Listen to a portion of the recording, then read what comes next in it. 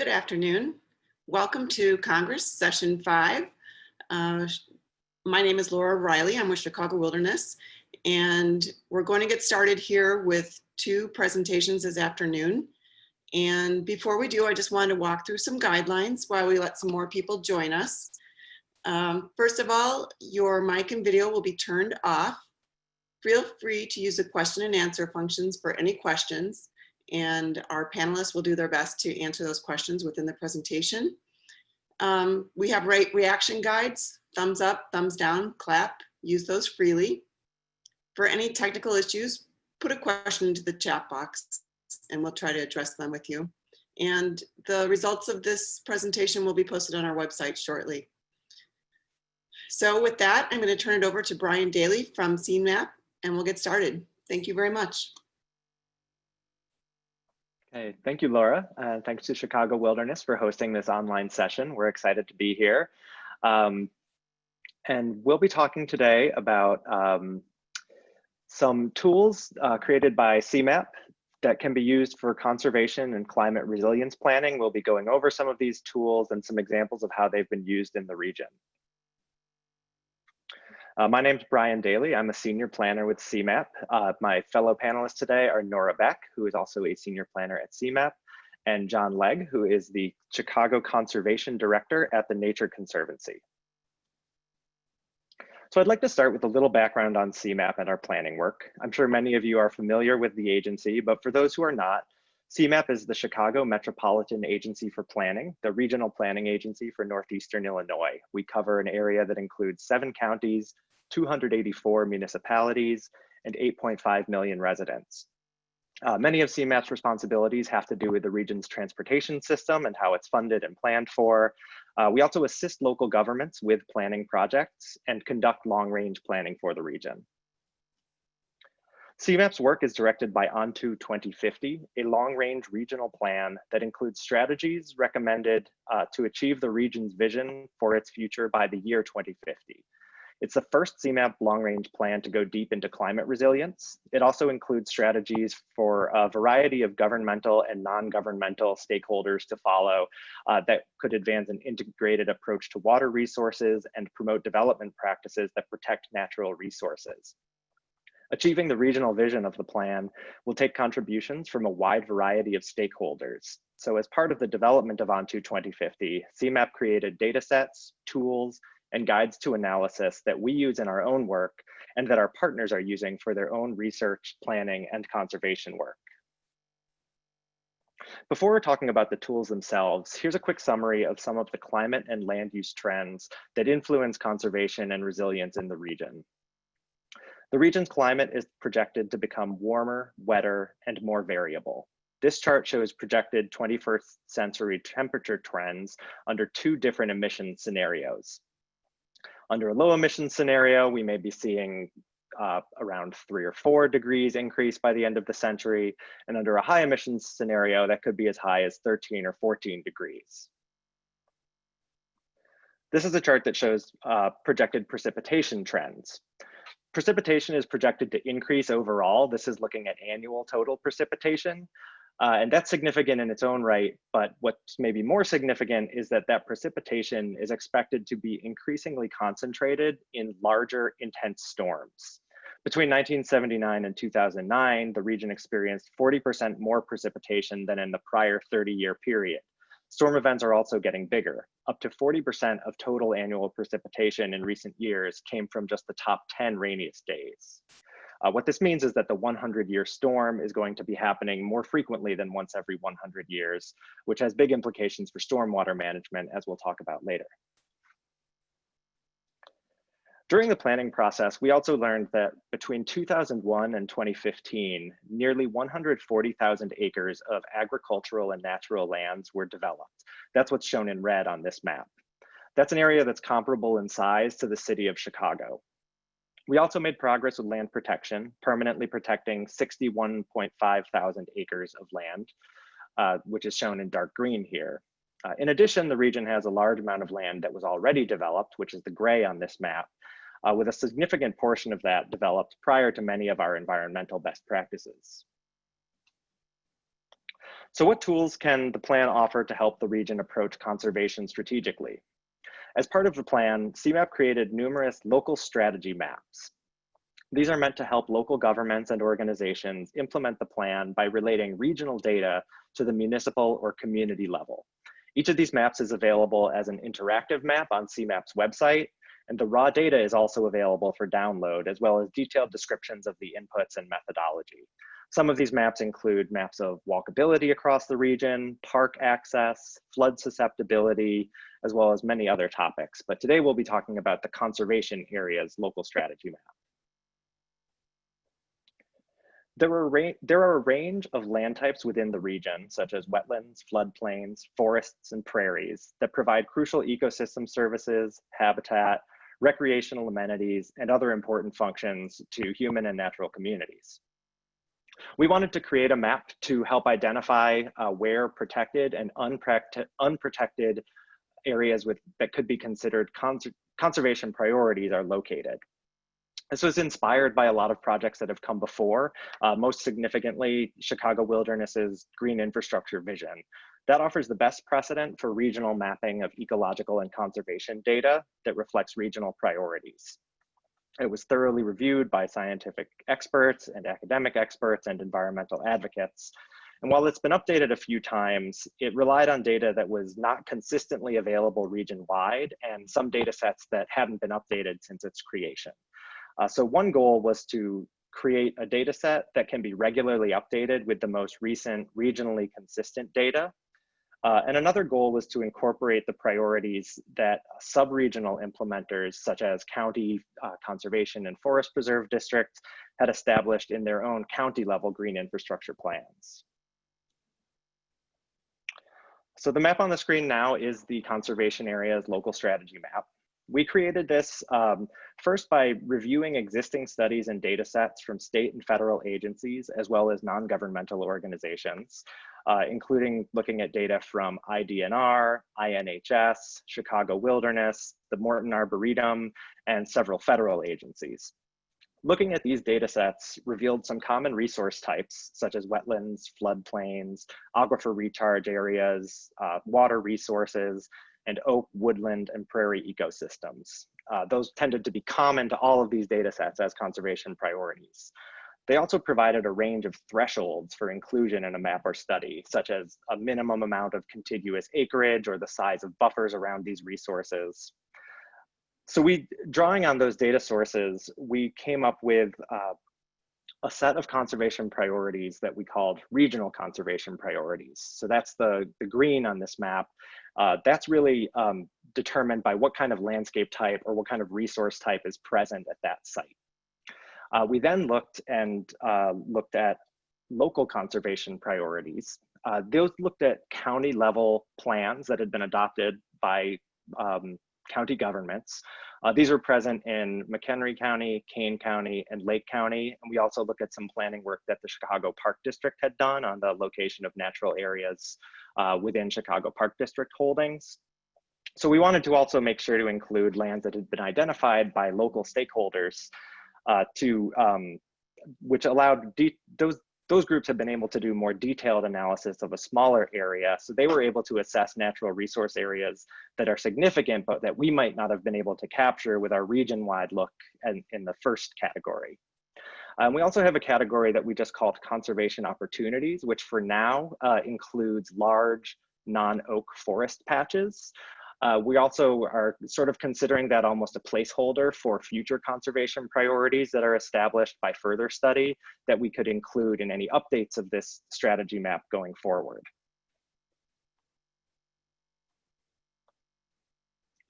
The next work I'll be talking about derives from a project that the American Planning Association, CMAP, and the Illinois State Climatologist Office worked on under a grant from the National Oceanic and Atmospheric Administration.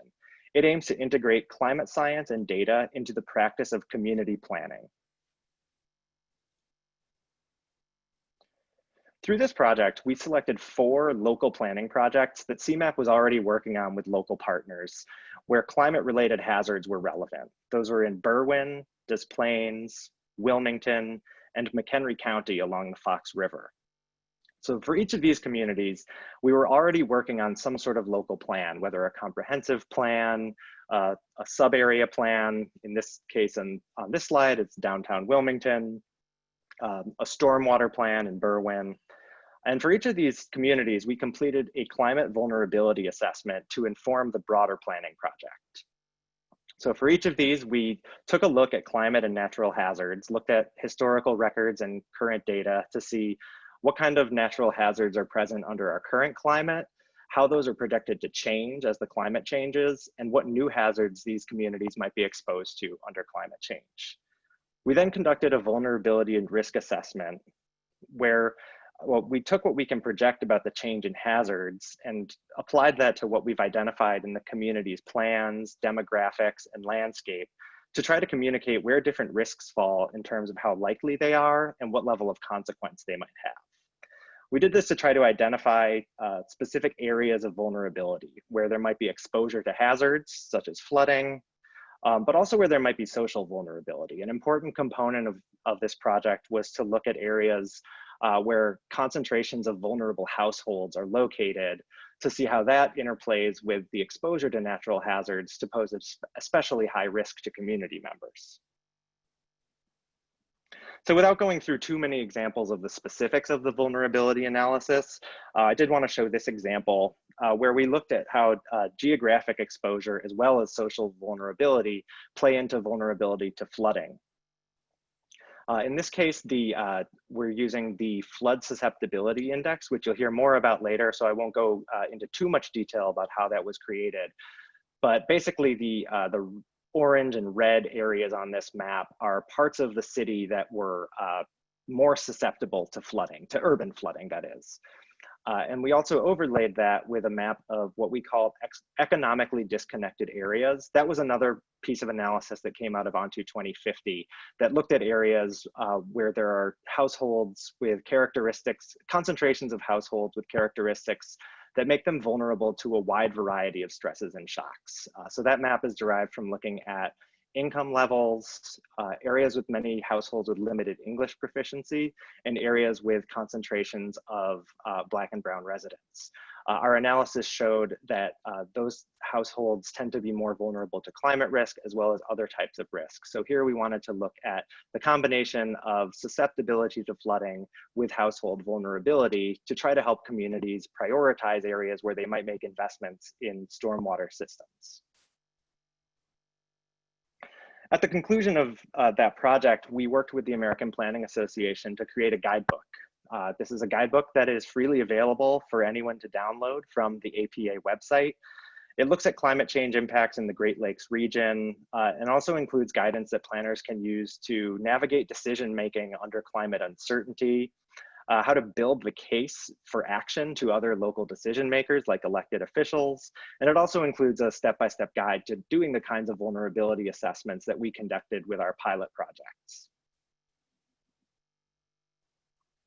So next, I'd like to turn it over to my colleague, Nora Beck, to talk about some water-specific tools that we created. Great, thanks, Brian. I wanted to share some details on two data sets that I thought could be particularly useful for conservation and climate resilience planning in the Chicago region. CMAP's Regional Water Demand Forecast, as well as our Regional Urban Flood Susceptibility Index, or what we refer to as the FSI. So during my portion of this presentation, I'm hoping to provide you with some background on what motivated us to develop these data sets, how they work, and how we use it internally. And then I'll offer up some examples of how we think they could be useful to partners such as yourselves. All right, so water demand and drought. As the Regional Planning Agency, we regularly develop a socioeconomic forecast that estimates the location of future population and employment based on existing conditions, market trends, and policy recommendations. In turn, this type of analysis can help us estimate future water demand needs in the region. For the update of our regional comprehensive plan, Onto 2050, we wanted to be sure to include an update of the regional water demand forecast to help us better understand our regional challenges and then inform the recommendations of the plan. Support from IDNR allowed us to partner with Margaret Schneemann, who is a water resource economist with the Illinois-Indiana Sea Grant, and we were able to do just that. And this time around, instead of presenting just one big regional number of the amount of water that we need, we wanted to provide the data at the municipal scale to make that regional forecast more usable for our partners. So as a result, we built a forecast for 240 of our 284 municipalities in the region. Communities without a water department or a utility had to be grouped in with unincorporated areas for each county. And it's also important to note that our forecast is a long-range planning level forecast. It is not a utility-based forecast, and I can explain that more if people have questions. Next slide. So despite our nationwide trends of increased water conservation and efficiency, long-term sustainability of our region's water supply really depends on the location of that demand and the source of water. In groundwater dependent areas, and those are highlighted in shades of orange and brown on this map, we are anticipating an additional 1.5 million residents and 500,000 new jobs in communities that currently depend on groundwater by the year 2050. And consequently, water demand is projected to substantially increase in these areas. Next slide. This chart is showing projected change in water demand by source from 2011 to 2050. Demand in the shallow groundwater dependent communities is anticipated to increase 33%, while demand in our sandstone aquifer dependent communities is projected to increase by 35%. You can also see that we're projecting a 9% decline in Lake Michigan withdrawals by the year 2050. That's not because of population loss. We are projecting increases in residents and jobs in these areas. It's just that those increases don't outpace the recent trends and historic declines in water use that we are seeing in these locations. Next slide. But let's stay on groundwater for a bit. This map shows the location and the amount of water withdrawals for groundwater dependent communities by the year 2050. The larger the circle, the larger the withdrawal, and the darker brown color indicates that the demand levels have increased for that community by the year 2050. Collectively, our groundwater withdrawals add up to about 223 million gallons of water per day, with 118 of those relying on this sandstone aquifer. So the Illinois State Water Survey currently estimates that the sustainable yield from the sandstone aquifer is around 65 million gallons of water a day. Our current withdrawals of around 80 million gallons are already exceeding that sustainable yield value, and our forecast is showing that that mismatch is expected to continue to grow larger into the future. The resulting decline in groundwater levels raises concern about the ability of wells to continue to provide the necessary quantity and quality of water to meet local water demands. So that's just all on the sandstone side, but the shallow groundwater sources are also facing constraints. It's important to note that our forecast does not attempt to predict which communities could switch to a different water source or when they could do so. That's a pretty complicated assessment. So the forecast is using everybody's existing source mix to project out into the future. Next slide. We have our executive summary, our methodology, and all of the data used in the forecast posted on our CMAP website. Next slide. And you can go directly to the CMAP Data Hub, which has spreadsheets on all of the data that we use to create the forecast. So that includes past water withdrawals, factors of demand such as marginal water price, housing density, and other attributes, as well as the projected demand values that we're anticipating out to the year 2050. These are all posted for the 240 communities that have a water utility or the rest of the communities that are grouped in with unincorporated areas. Next slide. So with all of this data, there are several ways that I could identify that could, where it could be used. So I thought I'd step through a couple of these. So examining trends, we can look at, see if our community is using more or less water than we have in the past. We can see how different demand factors impact future water use.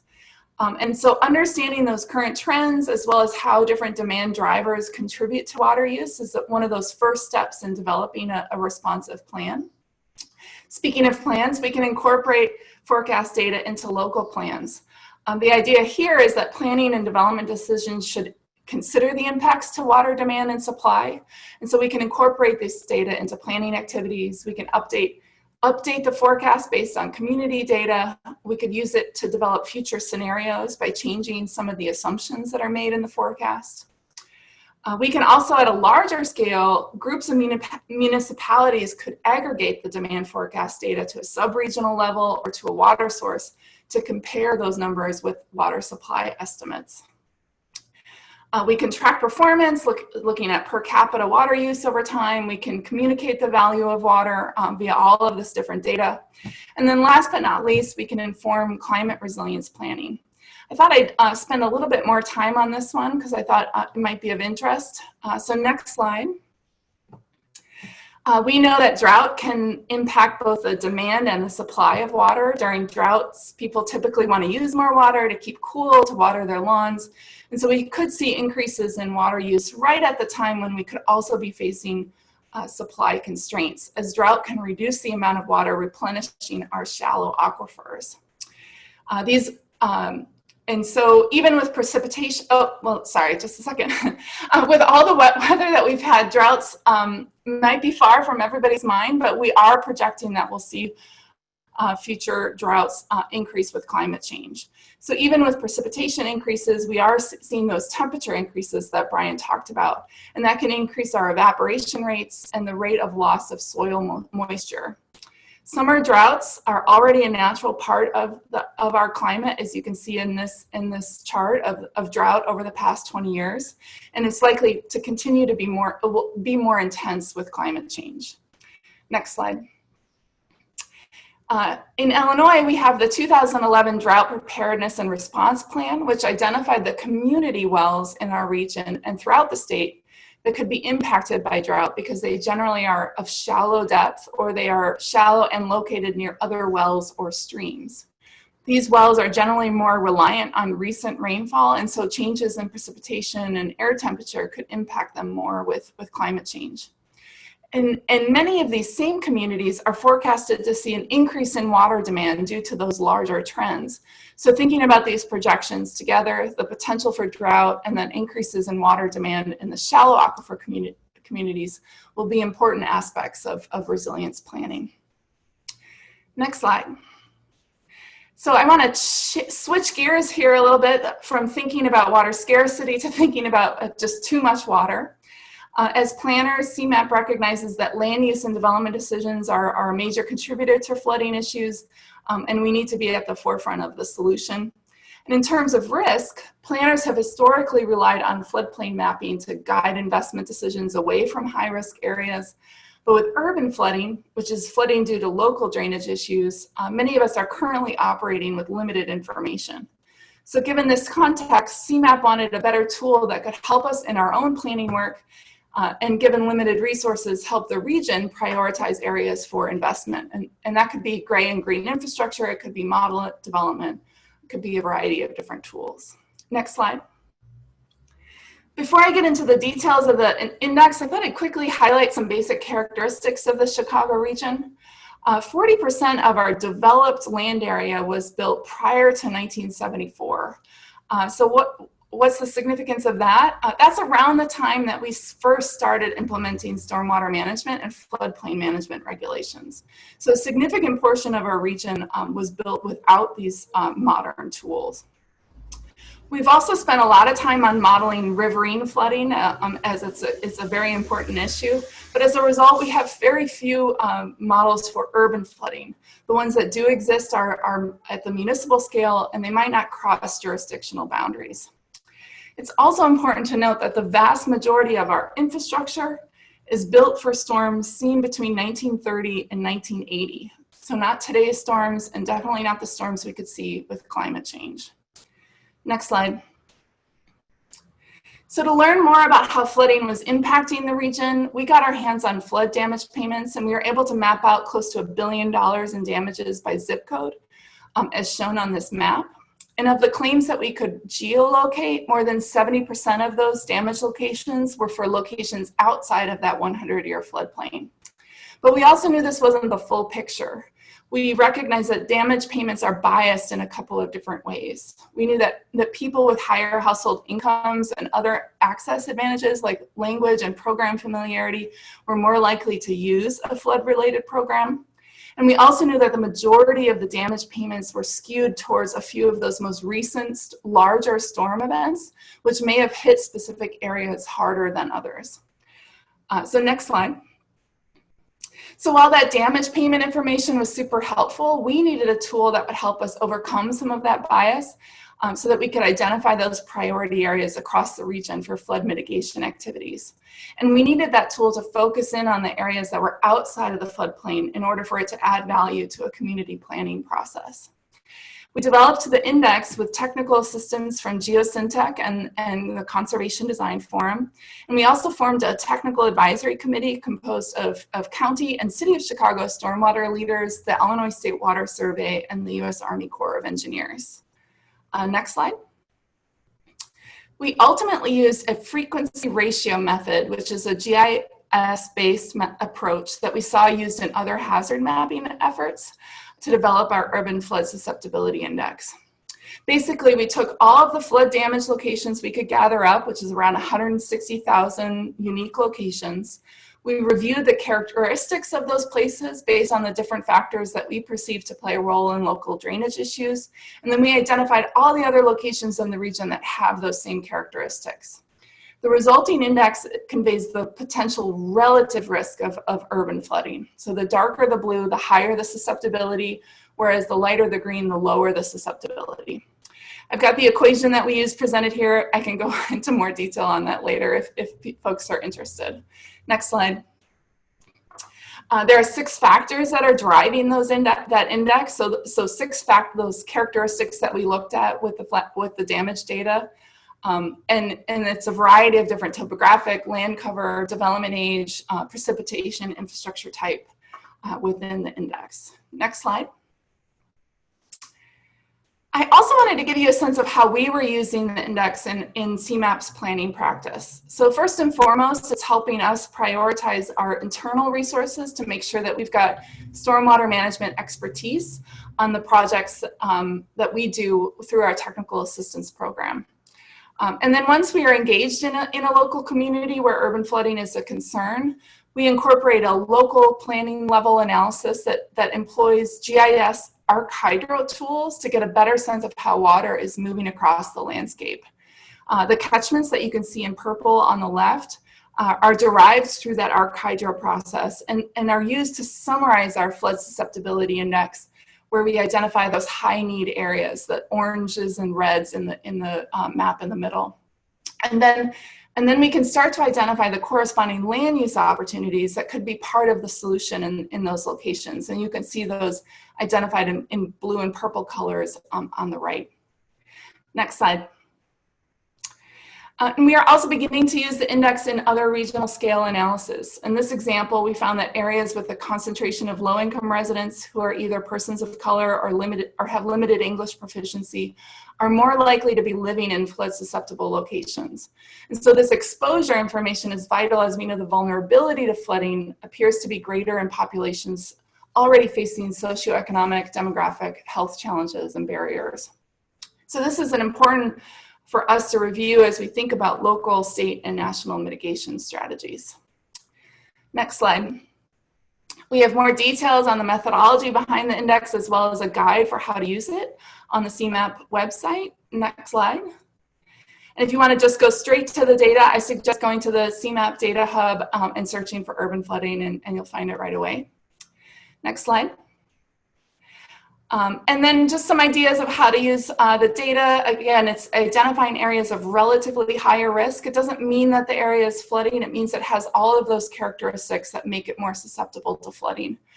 So in turn, it can really help you prioritize where you need to further investigate. Where do you need to learn more about the sewer system and look for those land use opportunities that could provide the retention of stormwater in the future.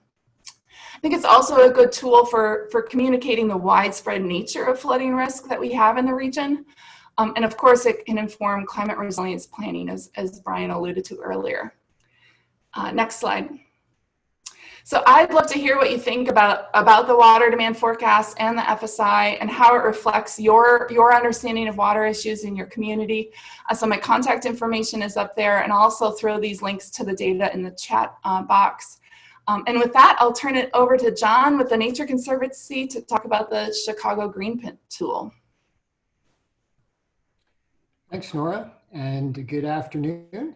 And I am, I'm here to talk a little bit about a tool that was created in a large part using data from CMAP, as well as a number of other partners, in order to prioritize climate change interventions. And for the Nature Conservancy, our mission is to conserve the lands and waters on which all life depends.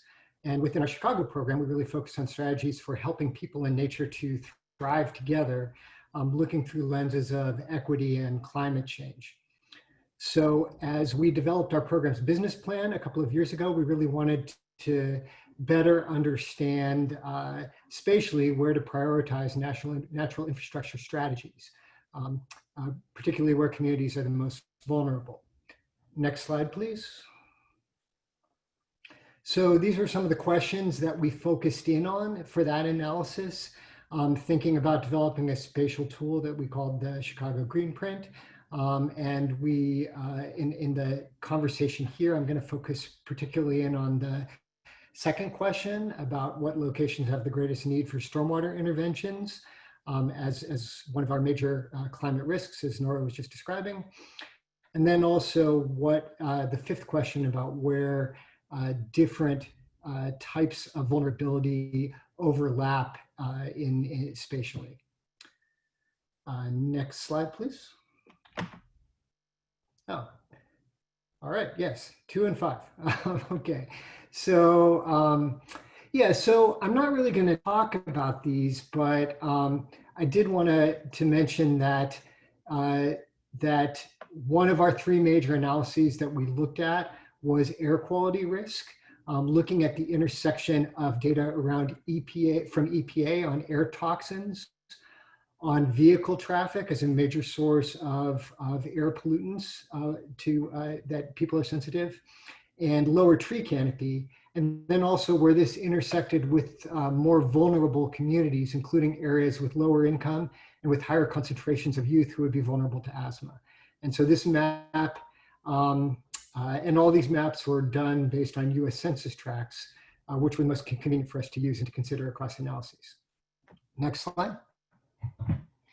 So the second analysis we did was looking at urban heat, as you can see here. And here we looked at the intersection of higher average summer temperatures with data from the US Geological Survey, lower tree canopy, data from the provided by Morton Arboretum, and greater impervious surfaces. And then also, again, looking at greater vulnerability in terms of lower income areas and areas with concentrations of either young people or older adults or both as groups most vulnerable to climate change. So for these 2, we did a fair amount of analysis on our own. Next slide, please. So the third area we looked at, and keep going here. Let's see. Okay, next one. So we wanted to look at flood risk, and this one was super easy thanks to CMAP, because as we started doing the work on this, we found out that CMAP was almost complete with flood susceptibility index, which included most of the data that we had been thinking we might try to get at. So here, all we really needed to do was get that data from CMAP, and then really we just looked at it through the lens of income as in terms of vulnerability. So if you could go to the next slide, this shows on the left that map that Nora had up about the FSI looking across the Chicago region. And so our program looks at the city of Chicago and Cook County. And so that's the area we're looking at the analysis for. If you look at the city, it's interesting the way the data is indexed. The city of Chicago is pretty densely packed with high vulnerability areas. In fact, most of the city scores at 8 or above on the FSI, which makes prioritization across the area difficult, and then kind of skews things if we wanted to look at areas outside the city and Cook County as well. So we first looked at FSI score by census tract and looked and found the median in the city, which was 9.26. Again, on a 10-point scale is pretty high. And so we focused on those tracts above the median, which is within the city of Chicago, which is what's shown on the right. Next slide. So then outside of the city of Chicago, we looked at again, what the median was for the rest of Cook County, which was at 7.78, and again, took those tracts that were above that median and combined those to look at those areas with the highest flood risk on the right for both the city and then separately the county to get a sense across both geographies about which areas were the most vulnerable. And next slide. And so we took that map, and the blue areas here are showing those that were screened out when we looked at the areas of lower income. So these are the areas that we looked at as considering the highest vulnerability for flood risk. So, so this was really helpful and helpful for us in thinking about these priority areas. Next slide.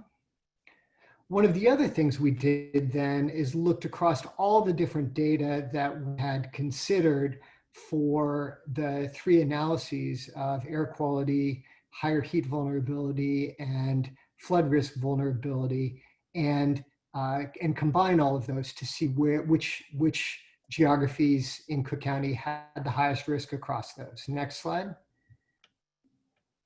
And so this map, the areas in purple or brown, depending on how you look at it. There's been heated debate about who sees it as purple and who sees it as brown. But these areas are the ones that show up as having highest vulnerability across those three areas using all those factors.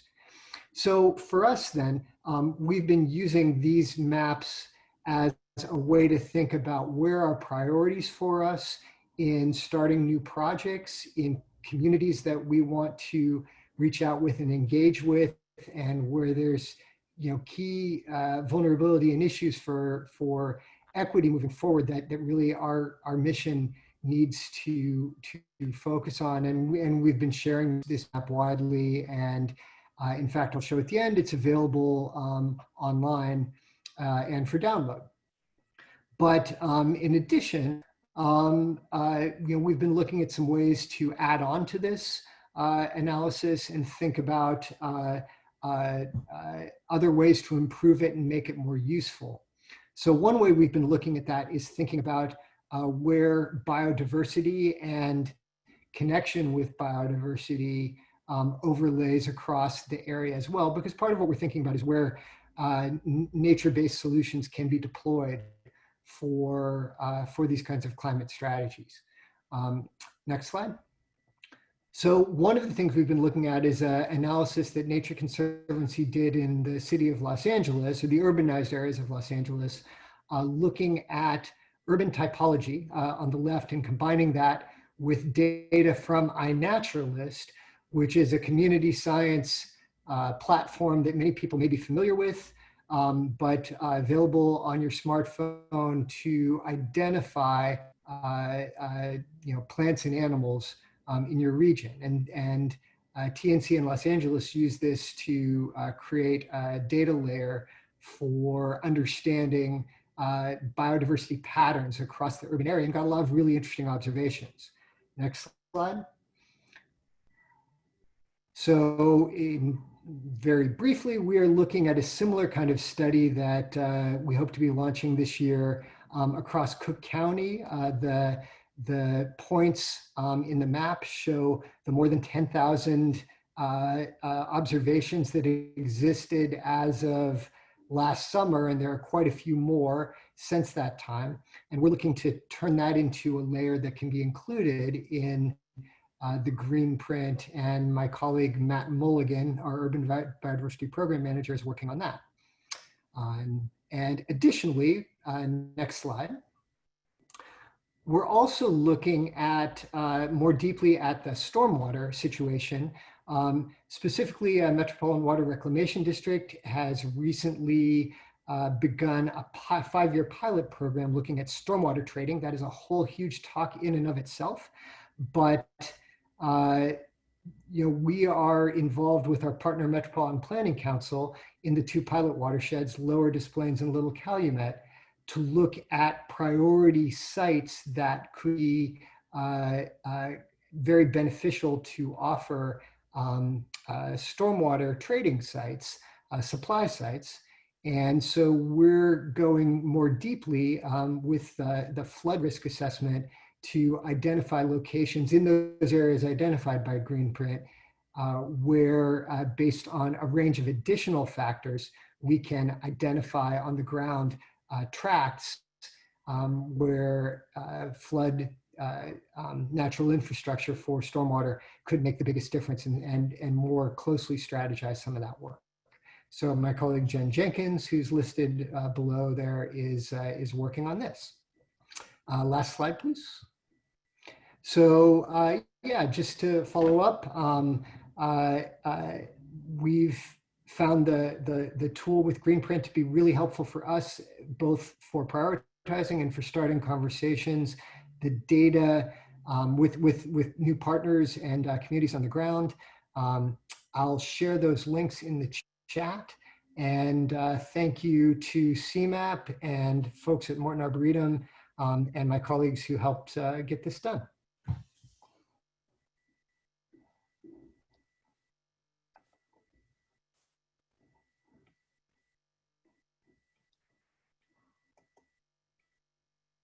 Okay, great. Thanks, John. So we wanted to leave plenty of time for Q&A. So I think we'll start by just looking through what came in through the Q&A that you submitted. So the first question is for Nora, and it's from Cindy, and it asks, can you explain again the decreased demand for Lake Michigan water? With higher Great Lake levels, will this be a relatively abundant source of water in the future? Sure, yeah, great question. So the decreased demand for Lake Michigan water is likely due to a variety of different things that are going on. One of them is that we've seen a decline in manufacturing or that the manufacturing processes are using a lot less water than they used to. We're also seeing communities really focus on reducing the water loss that's within their system. So those are sort of big trends, as well as our plumbing and appliance standards that are increasingly getting more water efficient. And so even though we're adding population, these larger trends are meaning that we'll have, per person, we're using less water than we used to. So that's an important reason for why the demand is going down in Lake Michigan service area. Lake Michigan is by far our most sustainable source of water in the Chicago region. The lake levels don't actually impact the amount of water that we can use. Because we reverse the Chicago River, we've actually got a set amount of water that we can withdraw, and that amount is determined by a U.S. Supreme Court decision. So that's not really subject to change, but the overall allocation includes not only our domestic use, so I think about 60% of it is used for domestic or municipal purposes. Another around 40% of it is consumed by our stormwater runoff. So any water that falls within the previous Lake Michigan basin boundary that would have flowed into Lake Michigan, but is now, because of our sewer system, flowing to the Mississippi River, that counts against our allocation. So with climate change, we could project that we'll have more precipitation, and so we could see more and more of our allocation used to cover that stormwater runoff, where we're redirecting that water away from the lake and towards Lake Michigan. So that's something that could be subject to change, but the overall amount of our allocation should be staying put. Hopefully that answers the question.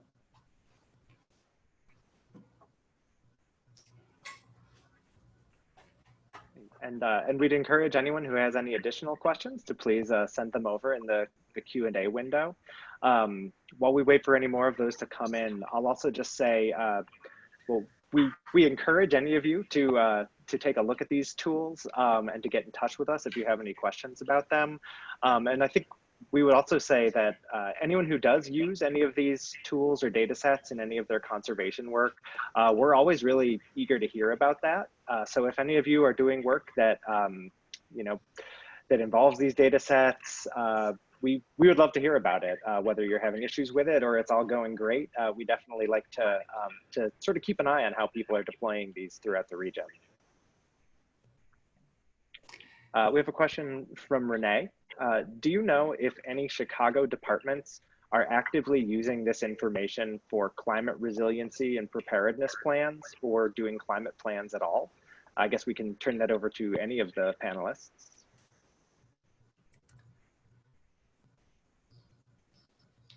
I'm not sure I know the answer to that. Sorry, Renee. I do know that that MWRD is interested in using the flood susceptibility index and where they have a more detailed analysis, but I know that they are actively using it. Yeah, that's all I've got on that one. Yeah, I don't know of any specific uses by city departments of any of these tools. I know that the city is sometimes part of conversations with larger groups and coalitions that are using some of these tools, but I don't know of any specific plans that they've been doing. I don't believe the Resilient Chicago plan that came out a year or two ago, I don't believe that used either of these tools, but you know, we're certainly promoting that as much as we can. We also know that the city of Chicago, compared to a lot of our local partners, they have a wealth of data already. So they may be using some of their own data sources that they've put together that some of our other local partners don't have for their own jurisdictions. But we'd certainly be interested to see these used in the city as well.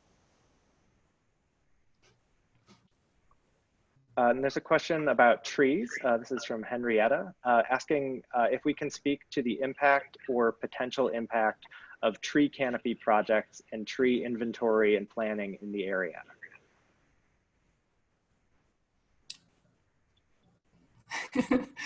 I can't personally, I'm sorry. Yeah, I mean, certainly I think tree canopy projects are the kind of nature-based solution that can address some of the issues that we're talking about here, whether it's heat or stormwater or you know, biodiversity. I don't think we have any. I don't think any of the tools we've highlighted today, at least speaking of the ones that I was talking about, I don't think they really quantify the impact of tree canopy. But you know, part of what we encourage is, you know, for people who. We hope that these tools can help communities prioritize where they're going to be doing that type of project. So while we may not be able to measure or quantify the exact benefits of tree canopy, if we can use these tools to highlight areas that may be susceptible to urban heat island effect or other impacts, hopefully that can direct some of those interventions towards places where they're most needed. And I guess I would just add, you know, I know there's a lot of work around looking at the tree canopy that has been done, especially under the leadership of Chicago Region Trees Initiative out of Morton Arboretum. And there are some tools related to that have been done. There's also some great work being done on just inventory of the tree canopy, including under the leadership of the Forest Service. And if I can find links to any of those during the next presentation, I'll throw them in the chat.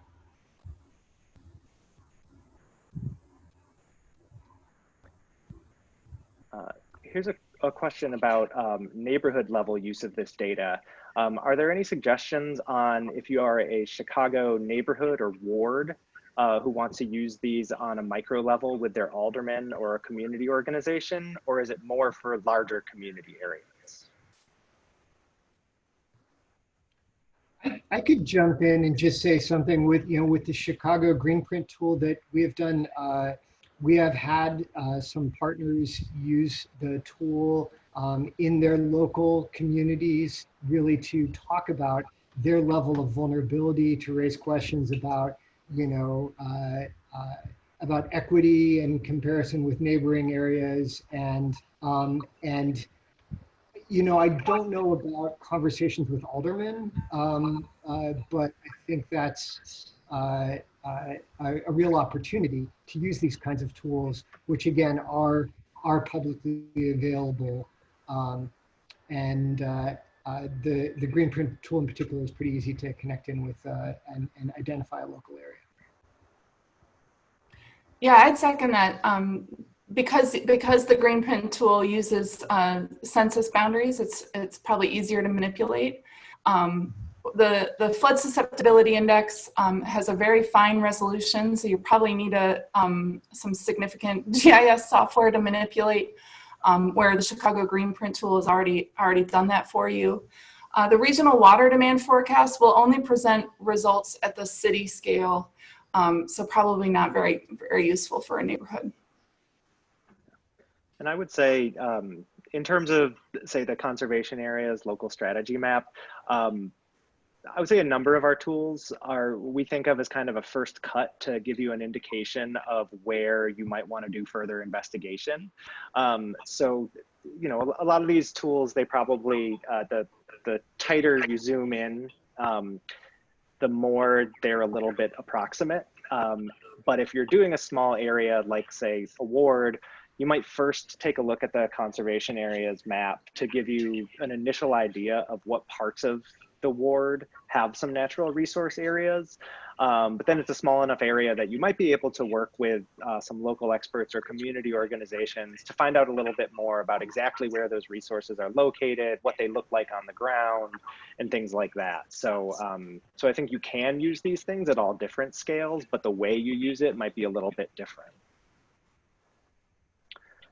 I think we have time for one more question here.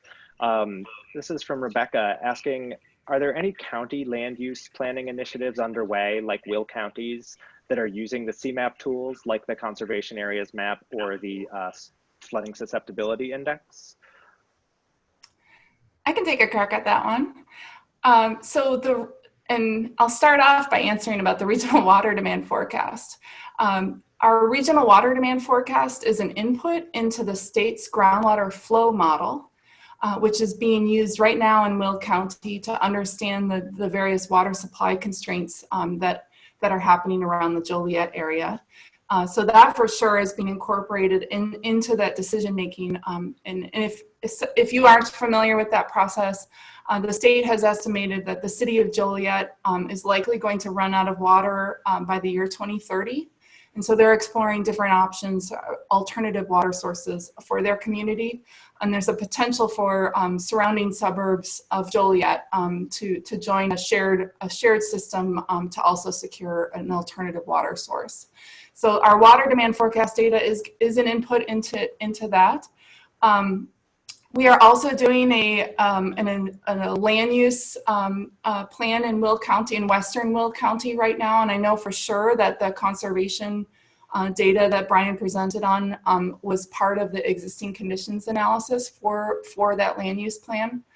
I don't know if the flood susceptibility index was part of that, but those two data sources were included in various planning initiatives that are going on.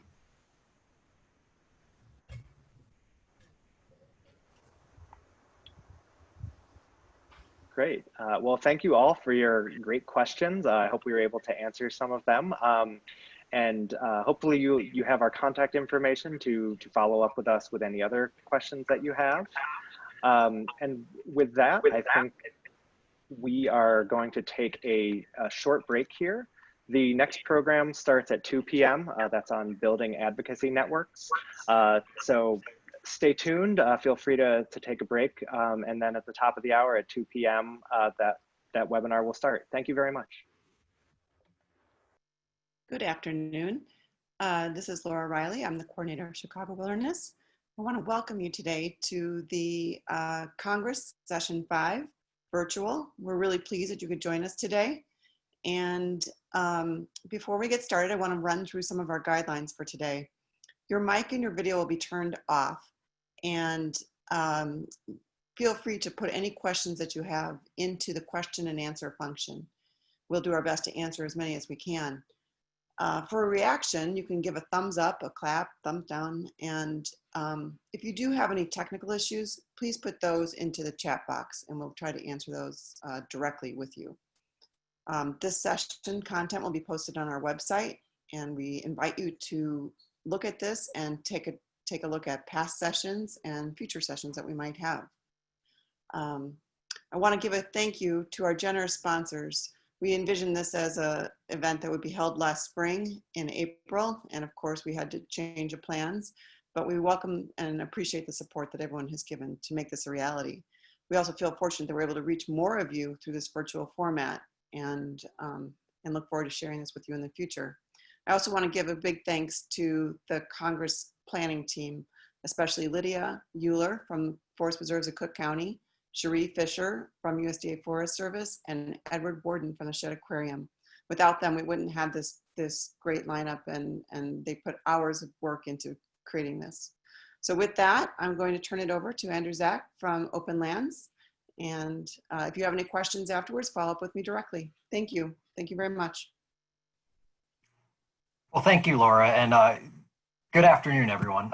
As Laura mentioned, my name is Andrew Schwach, and I work at Openlands, which is a regional conservation and community organization that's based here in Chicago.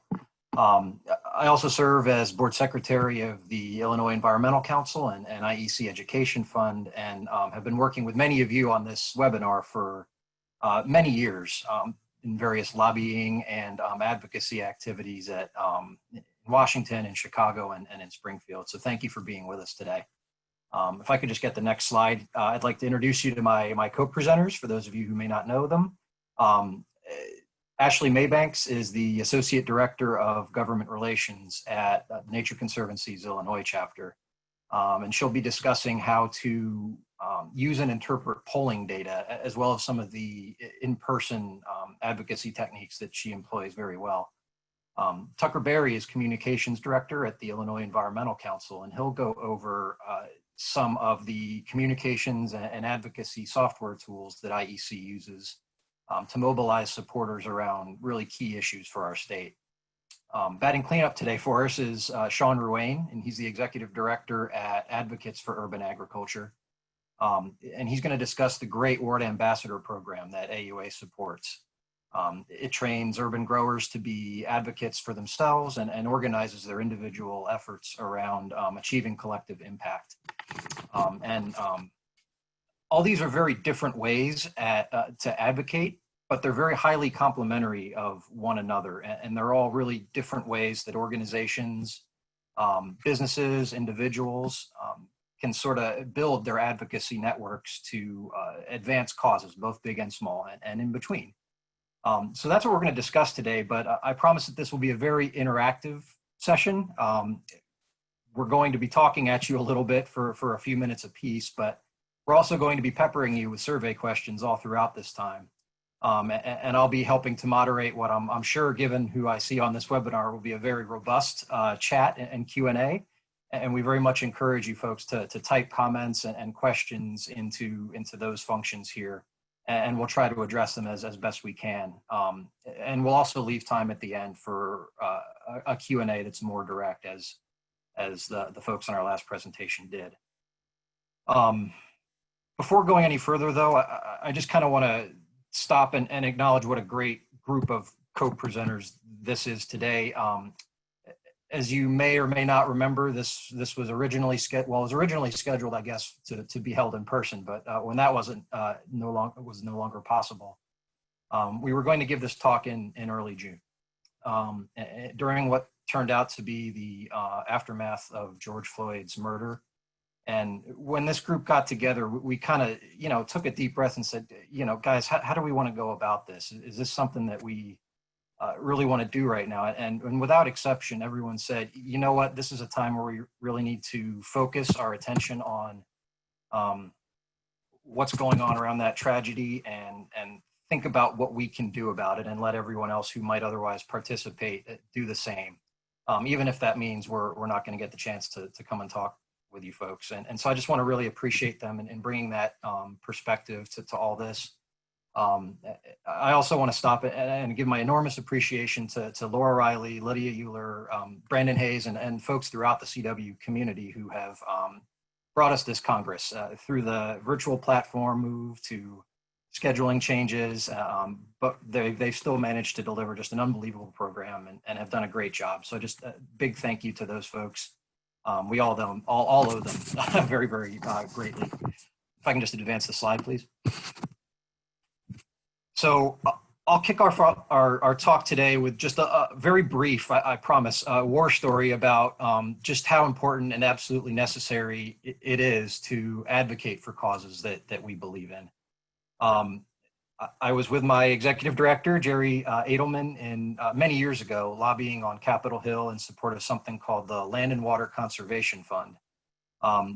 We had just finished our spiel to a member of Congress who I'm going to leave nameless, when he kind of stopped and said, all that you said makes a lot of sense. I want to support you. I just never hear from people, my constituents, about the environment. So I'll do what I can, but no guarantees. And that kind of stuck with me because it was 2015. And if anything, the need to advocate has become even more necessary since then. Not just in Washington, but in Chicago and throughout the Chicago wilderness region. And as Ashley is going to cover in just a second, we have really good reasons to believe that our advocacy can yield results for issues that we all care about. Big, small, and in between. And just as one example, that bill that Jerry and I were lobbying on in DC is now just this year passed the Senate and is going to come in front of the House, we expect tomorrow.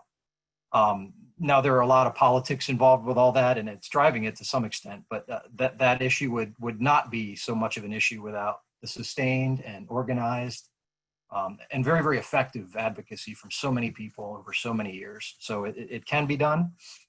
Some other issues I've got up here on the screen have also similarly benefited from a lot of advocacy from a lot of people over the years.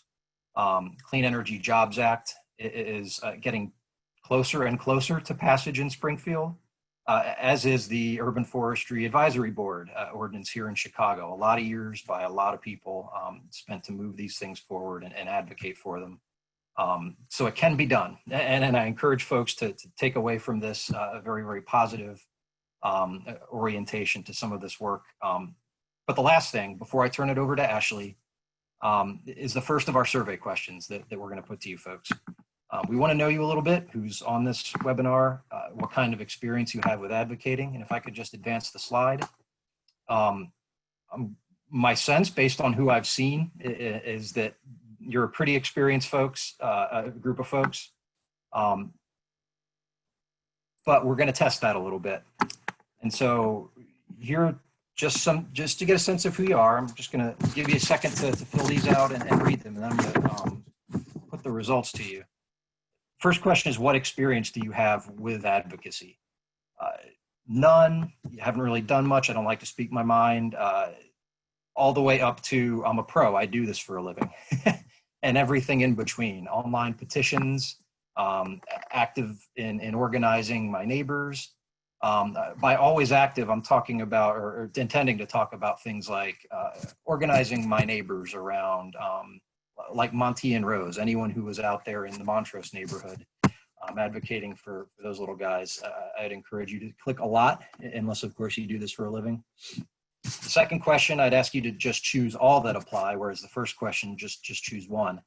What have you been doing specifically to advocate for a cause? Now nothing is a choice, but have you signed a petition? Have you written or called an elected official? Have you lobbied or met with someone in person? Protested, organized groups, or something that we've left off of here? We'd love to hear what that is. Please feel free to put it in the chat. And I think with that, I'm going to close the polling. If there are anyone else who wants to submit, I think the countdown is just about over. See one or two more trickling in. If it doesn't scroll, there should be a bar in the right-hand side. It is kind of you can also expand your screen down a little bit. That's what I ended up doing, and that allowed me to read the bottom. But with that, I think I'm going to close the polling and let us see the results of who all is on. So yeah, this is what I thought. This is a pretty experienced group, and my co-presenters, please take note. You're not talking to a bunch of neophytes here. You guys are the real deal. But there are also some folks who are less eager to get into this as well, who might be looking to take a next step into what else is possible, what else is out there, how can I be more effective. Got a lot of petition signers, that's great, and a lot of folks who do a lot of different things. So thank you for all that you have done and all that you're going to do. I think with that, I'm going to be quiet and turn it over to Ashley Maybanks, who is going to take us into polling and in-person advocacy. Take it away. Awesome. I hope you guys can hear me. If we can go to the next slide, that should be my intro slide.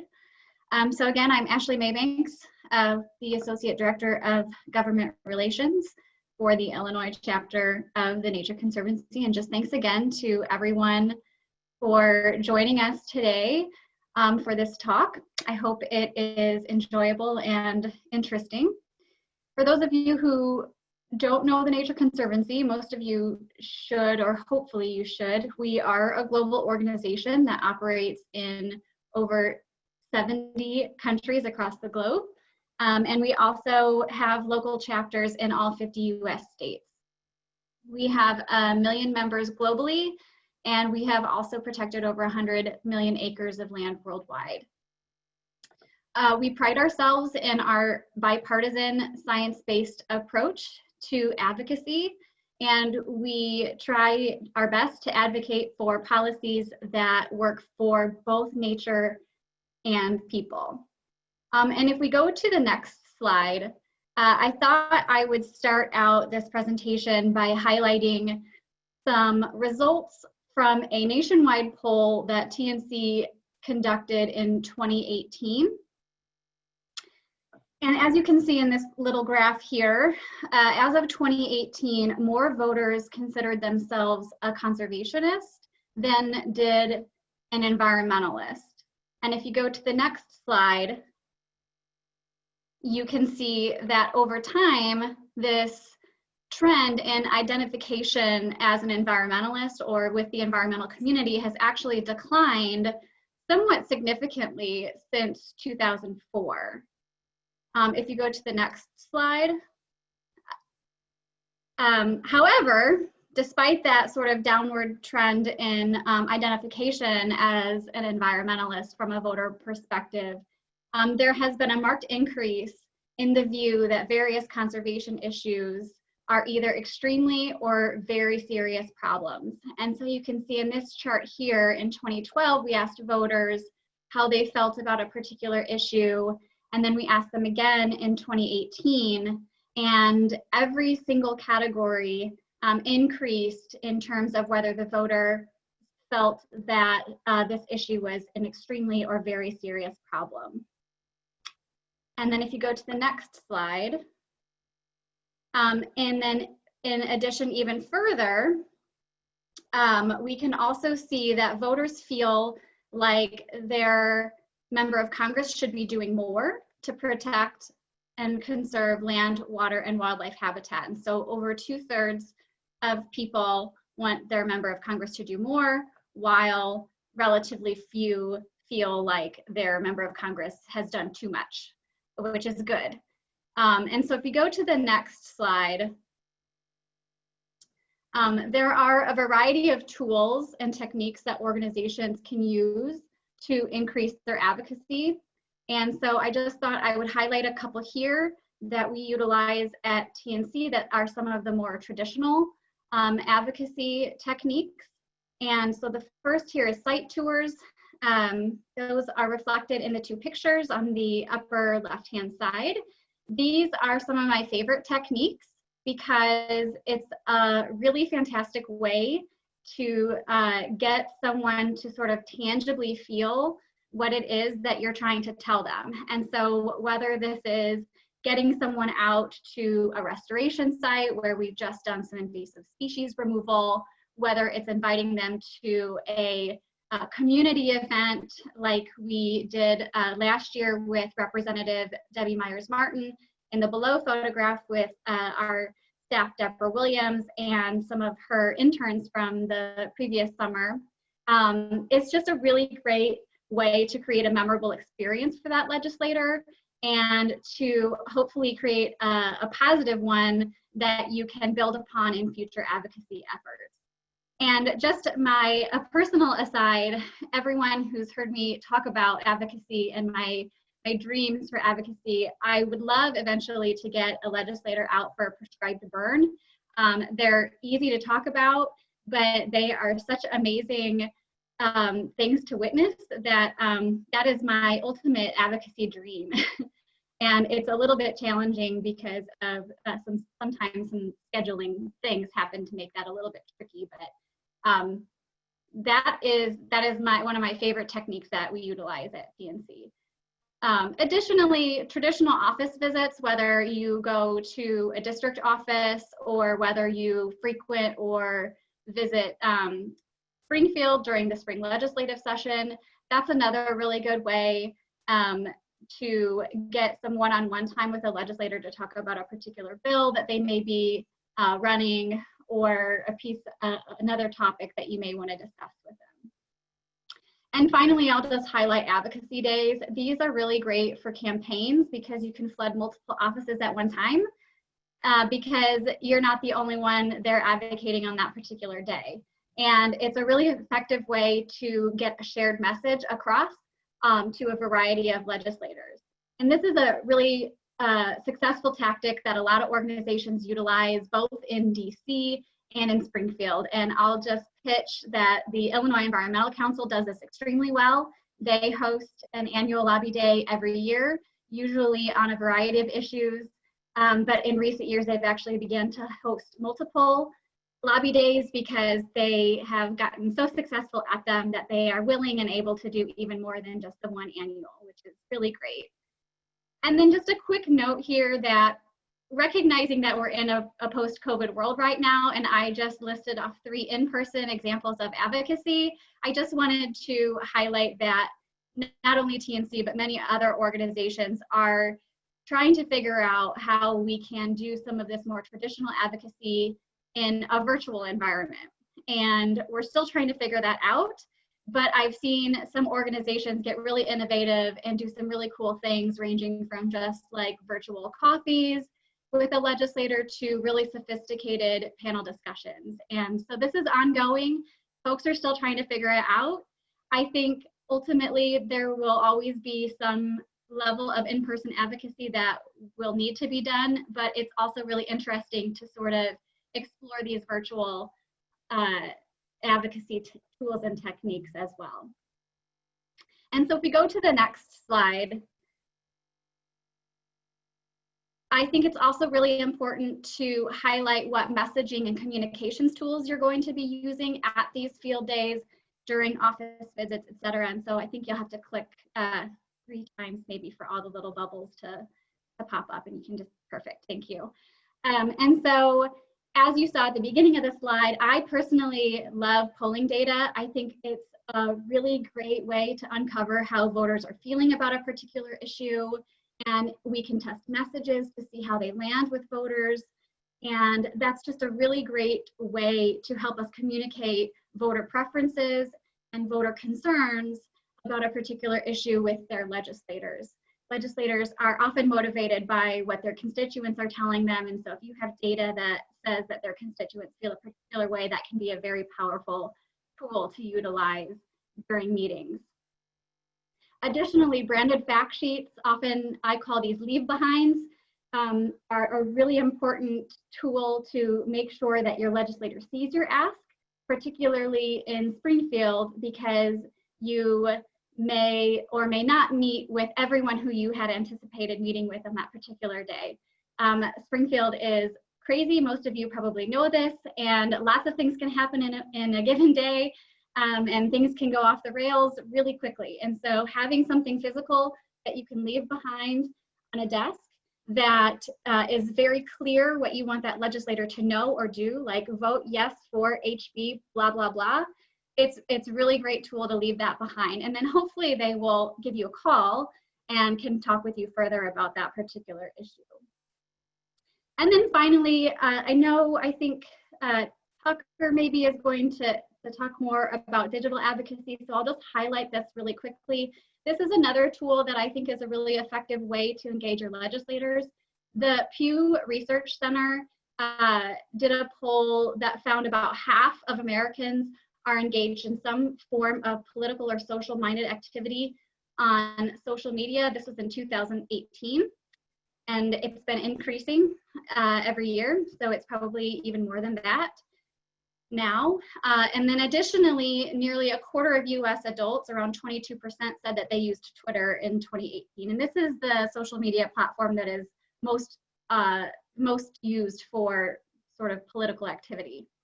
I will just say, with a little bit of a caveat here though, that in that same poll by the Pew Research Center that found that half of adults are using social media for political minded activity, 46% of adults that utilize social media also say that they are worn out by political posts. And that was a 9% rise from 2016. So a little bit of a hand-in-hand situation there when you go to utilize social media for advocacy efforts. But I will say that overall, social media for us is a really great way to engage your elected official by either publicly thanking them for visiting a site or for taking a position that you wanted them to take on a particular bill in Congress or in the state legislature. And then next slide. Finally, I just wanted to recognize that advocacy work is made incredibly stronger through diverse and collaborative partnerships. And so you can see a lot of the organizations listed here that we work with in the environmental community. And I'll just say that the more diverse coalitions are, the more powerful and influential they become. And I'll just end with the fact that the importance of strong partnerships and coalitions really cannot be understated when we're having a conversation about advocacy. And so thank you to everyone on this call, and I will end my presentation there. That's really awesome. Thank you, Ashley. And I have just one question that I think is a really great one to address while we're pulling up the next survey question for folks. And that question is from Sarah Voska, and that's, are you finding elected officials hosting more public forums as we've, and especially virtual public forums as we've entered into this new reality? We can address that very quickly now, and that's yes. And it's a great opportunity to build advocacy networks based on who else you see attending those public forums. I don't know, Ashley, if you want to add anything to that, but that's definitely been an uptick, and they're not shy about sharing those opportunities with you via email. Yep, I would say definitely 100%. I have seen elected officials hosting public forums and even public fundraiser or virtual fundraisers as well, which is another important facet of elected official work. Yes, and those are tremendous opportunities to build your own networks, just seeing who else is active. The next two survey questions are posted now. They are basically, what are the biggest barriers or hardest things for you, your organization, or your company regarding advocacy? Please choose all that apply. Anywhere from connecting with an elected official where they physically are, staff capacity or expertise to do that kind of thing, financial constraints, and even going about connecting with someone does take capacity and financial constraint, financial resources. Are you concerned about what the rules might be and if you might be breaking them? That's a legit one lately. Are you nervous you might not enter at the right time in the political process, or other things that might constitute a barrier? Second question is, what area of communications? This is kind of moving into Tucker's talk here in a second. Have you, your organization, or your company struggled to adapt since COVID-19? You struggled to adapt your email program, social media, online, event promotion. Yeah, that makes some sense. Planning and logistics is always challenging too. Traditional press or targeted action or alerts or petitions. These are all things that we traditionally use, but may have been complicated a little bit by COVID. We're at just about time, so if you're mulling over which one to fill out, please please pull the trigger, and I'm going to end the polling here in just a second. And sharing the results. Got yes, staff capacity and experience, most certainly. That's one that most of us, that kind of goes hand in hand, capacity and the expertise to be able to do it. Duly noted. And virtual event planning and logistics. I think there are some resources out there, and I'll try to dig those up and make them available in the chat later, but I know there are some folks who have done this very successfully who may be willing to share some of what they've learned. And yeah, event promotion makes a lot of sense. So with that, I want to move into Tucker's talk, and let me get this off of here so we can do that. Tucker, take it away. Sure. Hey, everybody. My name is Tucker Berry. I am the Communications Director at the Illinois Environmental Council. Like Andrew mentioned, I will be talking about digital tools and strategies for long-term sustainability for your organization and for our movement more broadly. Next slide. Just briefly about IEC, we were founded about 45 years ago by some grassroots environmentalists. And today we convene and represent over 100 environmental organizations operating in the state. We do that in order to safeguard Illinois, its people, its plants and animals, and the natural systems on which all life depends. Next slide. In order to do that, we advance public policies that create healthy environments across Illinois. That is our mission. All right, next slide. Okay, so we will jump right in. I just wanted to thank everybody who participated in that last poll question. It makes me feel a little bit better to know that we're all sort of still working to figure out some of the same things in terms of responding to and adapting to the challenges that current events have sort of put before us. One of the lessons that I think I've learned in responding to COVID-19 here at IEC, and that I hope is helpful for all of us here today, is that we can be nimble and scrappy in our rapid response to these events, but we can also do that in a way that is strategic and sustainable for the long term. So I'm hoping that I can share some tips related to some of the tools that your organization can use to capture this moment and get some good out of the challenges that we're all experiencing, I think. So, I think COVID-19 presents some unique dynamics that make it such that I would argue that right now is the time, if you've been dragging your feet, to up your digital advocacy game. This is a way of looking past like this rapid response and getting caught up in the here and now toward something more long-term and more sustainable. So, and here's why, right? And I think probably a lot of you are feeling this too. We're seeing fewer traditional press opportunities. We are all competing for a limited opinion media real estate, right? Those coveted op-eds are even more coveted now because it's harder to have press events. We're having fewer in-person opportunities to grow our lists, our email lists, and our petition signing opportunities and stuff like that, right? All of these things. But on the flip side, I think, at least I'm seeing, I think this is true for me personally, probably a lot of folks, that we're all living our lives a little more digitally even than we had been before.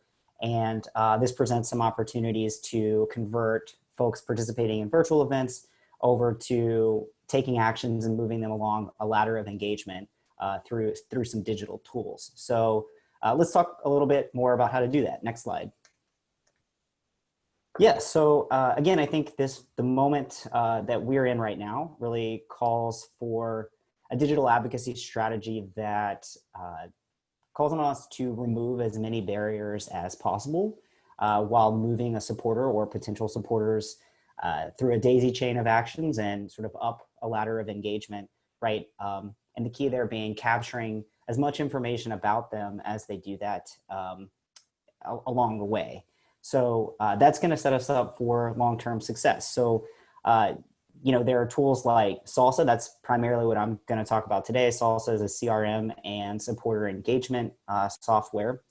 it will really help you sort of more seamlessly, I think, put this type of strategy into play while getting the most, I guess, beneficial external results, as well as a good internal ROI for your organization. And this is sort of my hot take of the day, but I would say that investing in these types of strategies and this sort of tool, a tool like Salsa, is, even though it's expensive, is going to be much more beneficial for your organization than setting up a new TikTok account, no matter how many times your coworkers or boss may casually suggest it. And then I'm also not sponsored by Salsa or anything like that. This is just, the tool that we use at IEC. It is not perfect, but it is a great tool. And there are some free and less cost prohibitive alternatives that I will touch on a little bit later. But yeah, so here's some of the things that you can use Salsa to do. For one thing, it includes an email program management, which allows for some pretty sophisticated targeting, audience selection, and segmentation stuff. It allows you to integrate buttons into your email system that have like link tracking and can directly sort of funnel readers and supporters into that next action that you want them to take, so they'll keep moving along that ladder of engagement. Some of those actions, right, include action pages, which are ways to directly connect your supporters with their elected representatives, and allow them to send tailored messages by audience, right? So, or by target, I should say. So some of them, if more appropriate, can get a thank you message. Others can get a targeted message for a specific topic that's, maybe going to be more relevant to them, or like we know that will move that legislator, for example, more than another issue. Salsa also allows you to do ticketed events, which is a way of managing your event stuff. That's, as you guys just saw in the poll results, something that a lot of us are trying to figure out how to optimize and get the most out of right now. Salsa is a great way to do that. You can really define those pretty creatively, in fact, and they do also have a pretty great way of seamlessly including like a fundraising ask, like can't make it, donate. These are some of the ways in which all these different pieces kind of work together, and all these different systems talking together allows you to kind of streamline the stuff. So let's see, a couple other things that it does. Fundraising forms, the CRM side of Salsa tracks all of your donors and your supporters and can make recommendations about how much you should ask them for next time you do an appeal. It also has a social media posting capabilities for Facebook and Twitter, and recently added text messaging capabilities, both peer-to-peer and broadcast. And then I should definitely mention too that Salsa has a really good drag and drop editor, which I think sets it apart from a lot of the other similar software out there that is sort of automatic.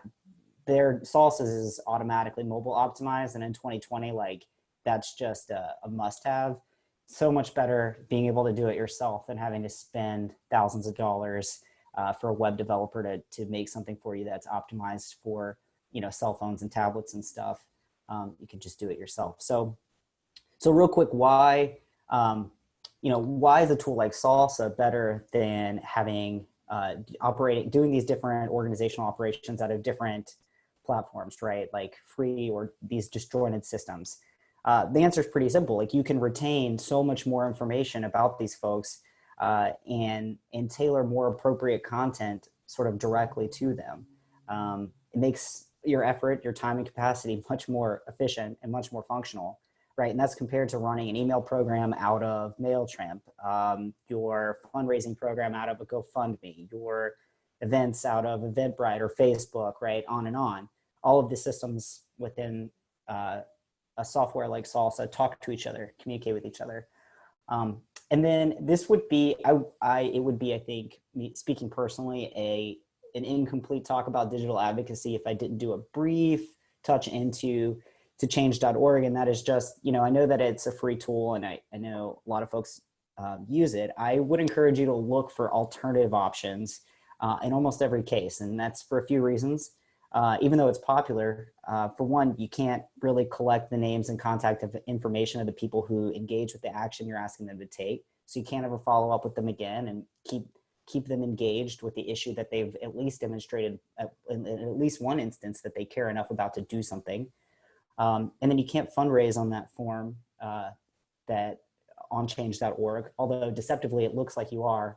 People often donate on a change.org form. They think that money is going to you. It's really going to change.org. And then there's really nothing worse than somebody thinking they gave you money because they support you and your cause, and then they never hear from you again.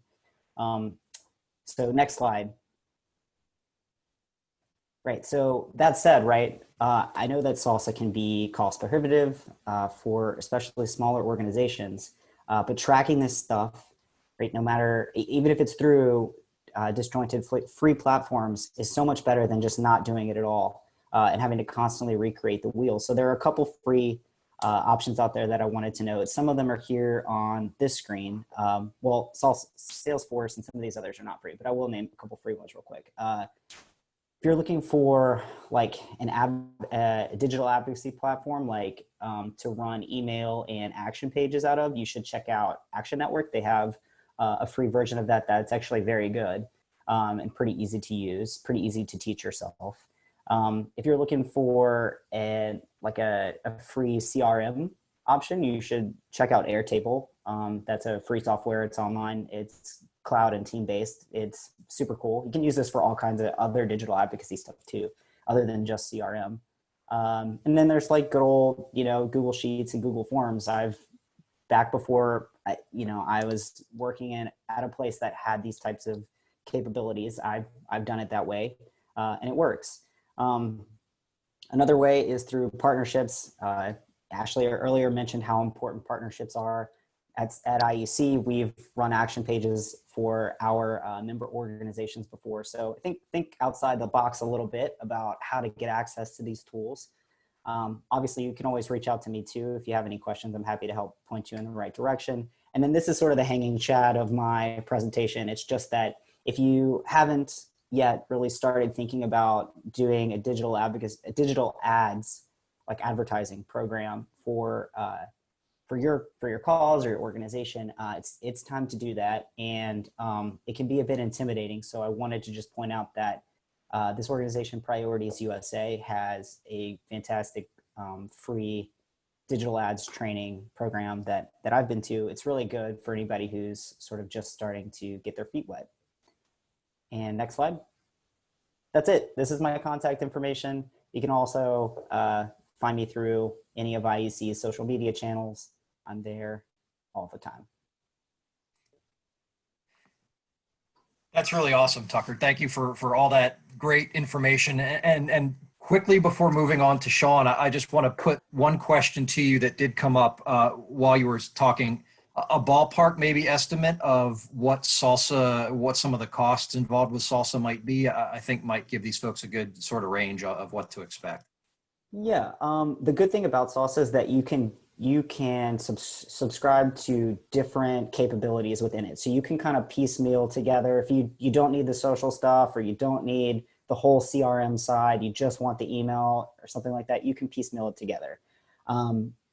It's in the couple of $1,000s a year, a few $1,000s. It can range up to pretty expensive. But again, you can tailor it to what suits your needs best. And if I'm happy to talk to anybody about that more specifically too, if they have questions. Awesome. That's great, Tucker. Thank you so much. And with that, I think we'll move straight on. We have another survey question, but not now. We'll have it later. Right now, we want to bring on Sean Ruane from AUA. Take it away, Sean. Thanks, Andrew. Hey, everyone.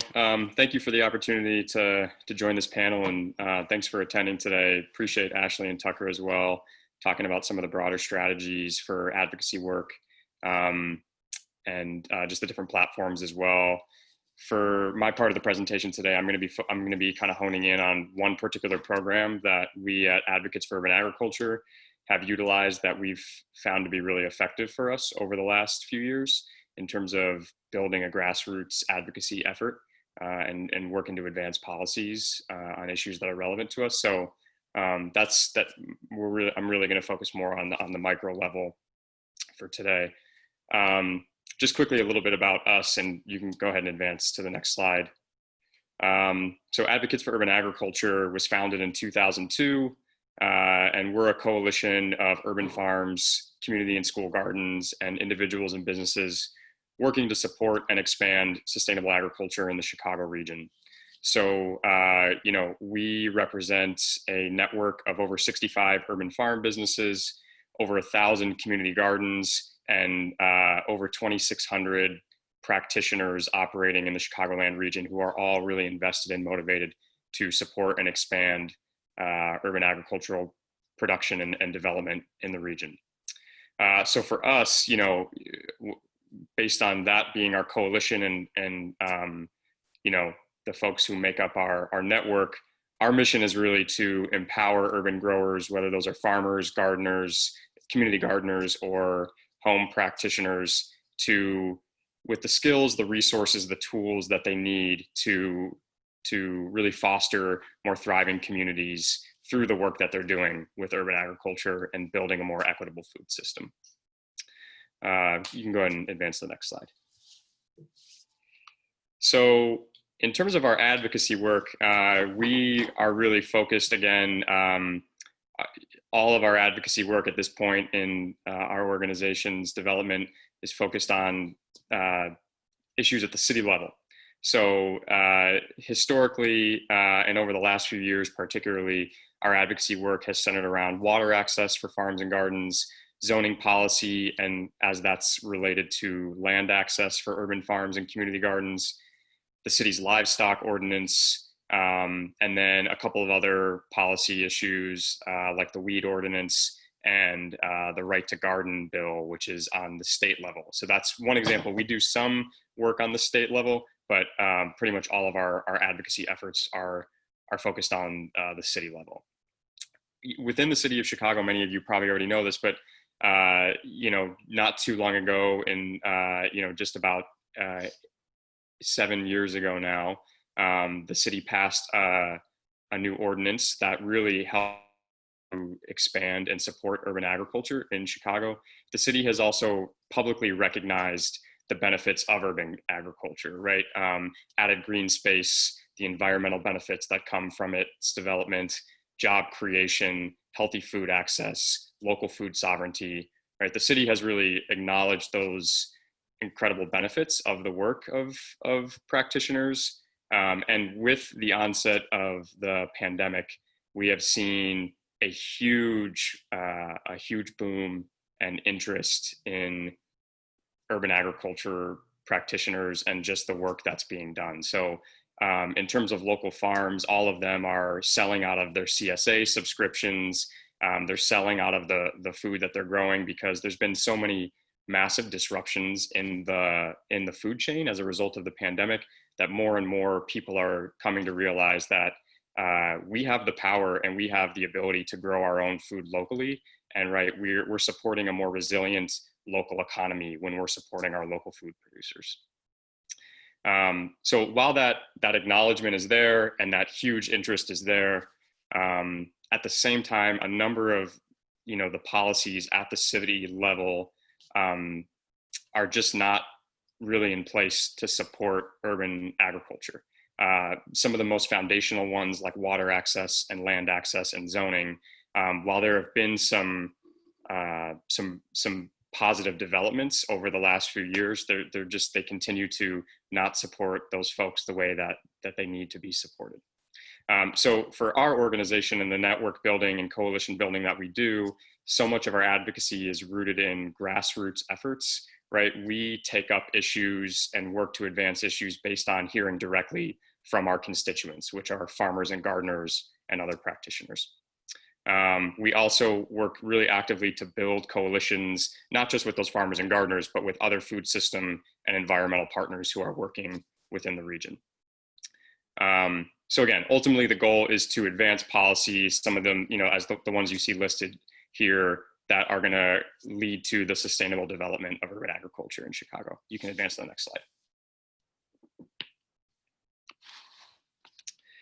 So with that context and that framing in mind, I want to highlight one program that we built several years ago and have utilized every year since and have found to be incredibly effective for us, which is our Ward Ambassador program. So basically the way that this program works is we always aim to have representation in all of the wards within the city of Chicago.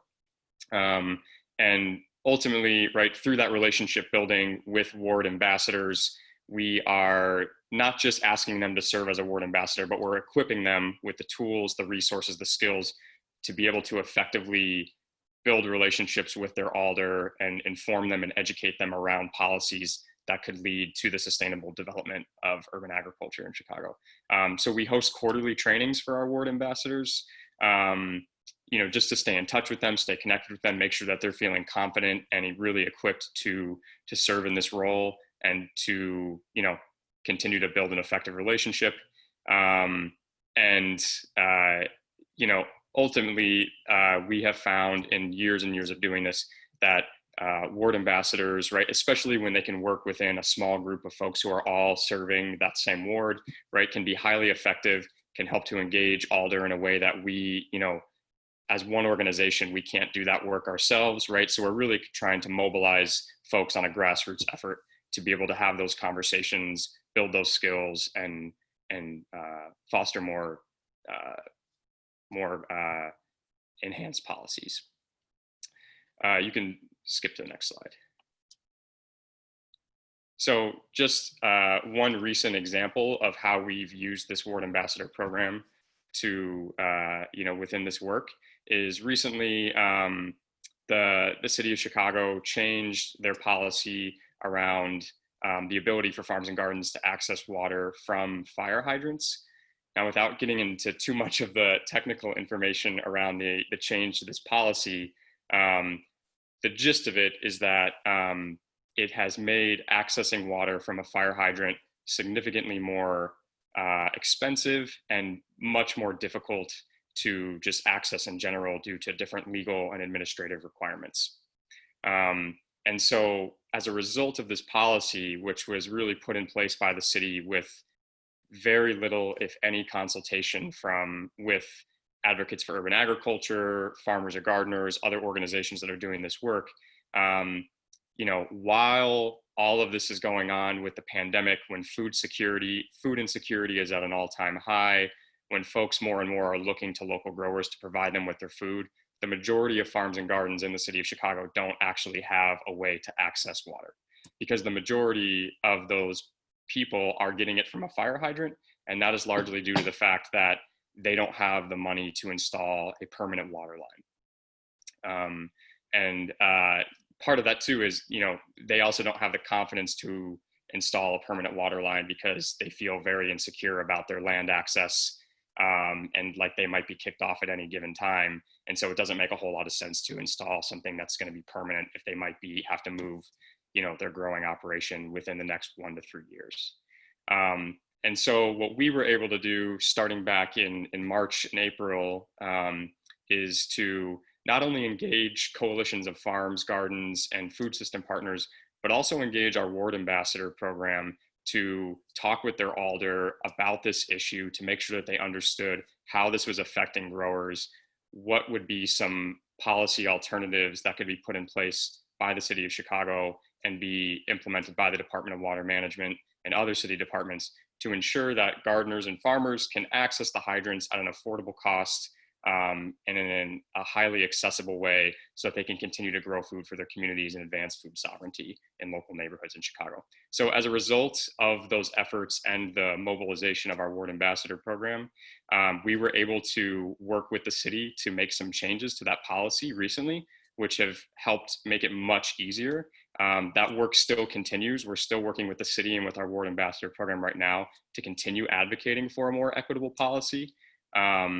And we have actually a petition that's circulating right now to try to get signatures and continue to garner support from the local community. So I can drop that in the chat after I get done speaking here. But ultimately, this is just one example of how this program has been used to advance our efforts, right? And it really comes again out of those grassroots relationships and conversations.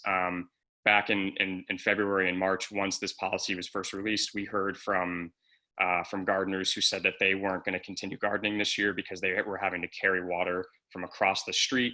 We heard from folks at gardens who have accessibility issues, right? And they just don't have the ability to do that kind of heavy lifting, and were saying to us that they're not going to be gardening at their community garden ever again if they have to continue to deal with these issues, right? So we're able to take those stories, take those conversations, and mobilize them into a strategic effort to build support through this program and through other coalition building efforts.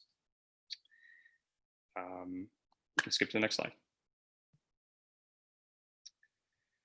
Yeah, so if you're interested, you know, I know many of you, as was kind of indicated at the beginning of this call, are already doing lots of great advocacy work. If urban agriculture and, you know, the work of farmers and gardeners throughout the Chicagoland region is something of interest to you, and you're interested in being a part of this program, definitely reach out to us and let us know. You know, it's a great way to build those skills around effective advocacy, and to you know, actually carry it out on a regular basis, and yeah, continue to work with us and with other food system partners to make sure that food can continue to be grown locally and sustainably. So we've got the contact information in the bottom of that slide there, and then just a few polling questions as well that we're curious to get feedback on. I don't know if someone's able to launch those questions.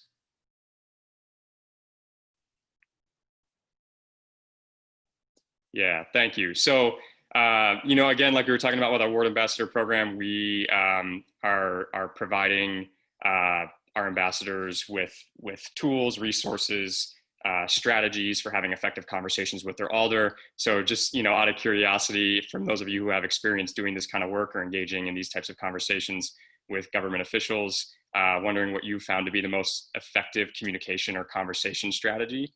And then the second question, if you're interested in getting involved with our Ward Ambassador program, just curious to see based on what you've heard today, if that's something that would be of interest to you, and you've got the contact information if that's something that is a yes or a maybe for you. And with that, I think I will pass it back over to Andrew. Awesome. Really great stuff, Sean. Thank you. No better way to get a response from elected officials than doing it through their constituents. And that's that Ward Ambassador program is just such a great way to organize folks across a big cross section of the city. And so thank you for sharing all that. We want to get into some of the questions that have popped up. If anyone has other questions, please feel free to use the Q&A function. One for Tucker, if I can direct one to him, regarding the Salsa versus Salesforce comparison, if you're able to kind of give us the pros and cons of each. I have never personally used Salesforce. It can be, from what I understand, a bit user unfriendly, a bit prohibitive in that way. It's a pretty gargantuan operation over there. It also seems to be much more expensive. But I can name another alternative. Like if Salsa is not for you, I know that Every Action is another one that's also very well liked. The con there is that their mobile optimization stuff is still pretty clunky. I know folks who use Every Action have to hire folks to do that function for them. But yeah, I feel like I should find something bad to say about Salsa. It's not, and it's really not that hard. I'm not getting paid to advocate for it. It's just what we use, and we've contemplated switching over to other things at various points. But this is one thing for people who are thinking about this. Like, do be as thoughtful as you can about which one you start putting all of your efforts and resources into, because once you sink tons of content and all of your people, your supporters and stuff into one, it is pretty hard to migrate over to another system. So I'm not saying you can't do it, but definitely be thoughtful as much as you can when you're making that investment, because it is ideally like a long-term one. Makes sense. That's perfect. I have another question coming to us about climate smart agriculture. And if we are, maybe I'll direct this one to you, Sean, if we're aware of anything policy wise or advocacy wise around the US funding to support endeavors like that, just off the top of your head. I know NSAC does a lot of this work, but I was just wondering, Sean, if you knew. It's in the longer questions in the Q&A. Yeah, I'm reading through the question right now.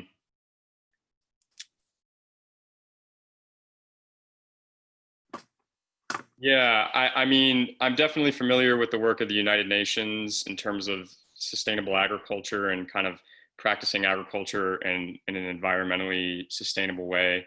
I would generally just say, in terms of my experience working with farmers and gardeners throughout every ward in the city of Chicago, that, you know, while there are very few, if any, operations that are USDA organic, you know, they don't have any of those kind of like brandings and certifications, but every person that's actively involved for the most part in urban agriculture is in it because they want to find an alternative to kind of the conventional models of agriculture, right? That involve monocropping and using these chemical fertilizers and things like that, kind of like the agriculture that was built you know, in the middle of the 20th century to try to meet the globalized food demand. And so these are folks who are already implementing, I would say, climate smart agricultural practices.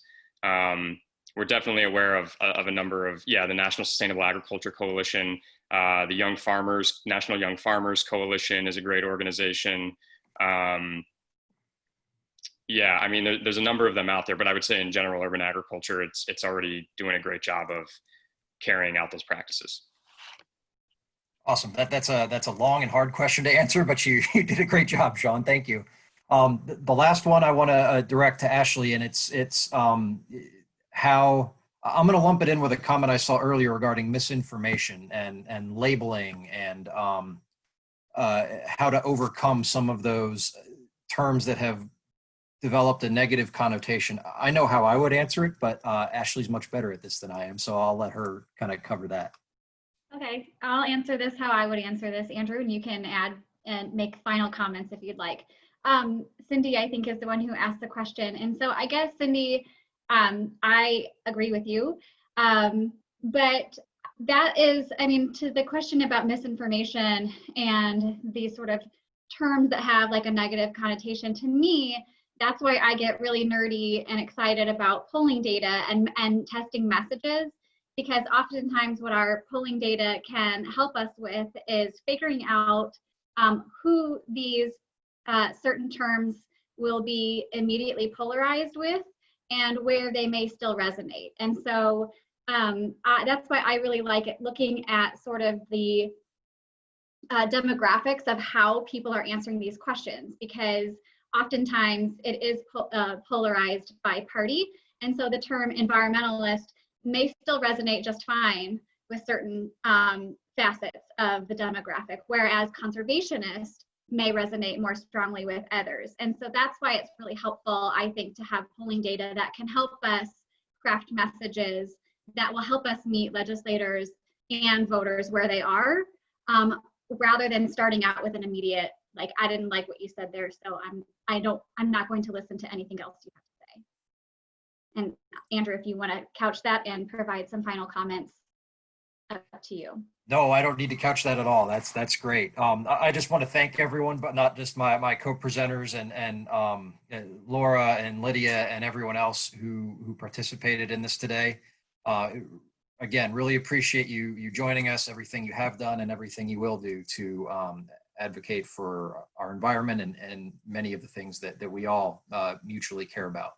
I will extend the invitation to reach back out afterwards. We're all, I think, I dare to speak for the others, available to continue the discussion and keep us moving forward. So with that, I can sign off. And again, thank you.